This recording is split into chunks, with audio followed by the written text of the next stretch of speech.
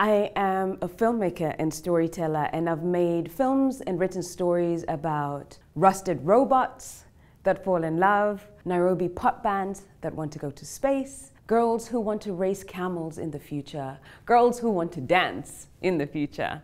Anything that's fun, fierce, and frivolous coming out of Africa.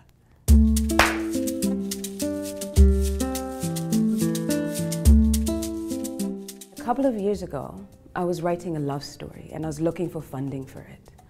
And when I said I was looking for a love story and I approached investors, one of them said to me, if you add a rape scene, then we might be able to get you some funding. And this was devastating to me. It felt as if Africans just can't fall in love or be joyous. There has to be some sort of tragedy linked to their love. And I completely reject that idea.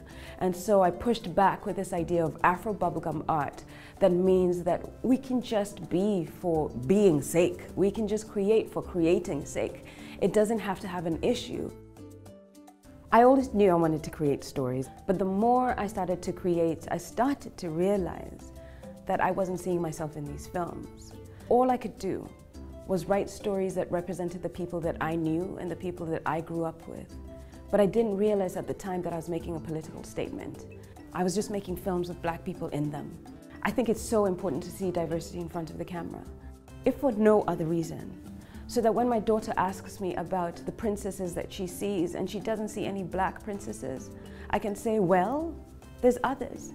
So thank God for Doc McStuffins, who has completely saved my daughter's life because she can finally see an image of herself on the screen. And we work to represent other people so that the children who grow up after my children can also see images of themselves, so that they can see that they belong in the world that they live in as well. My name is Wanuri Kahio, and this is my brief but spectacular take on Afro bubblegum.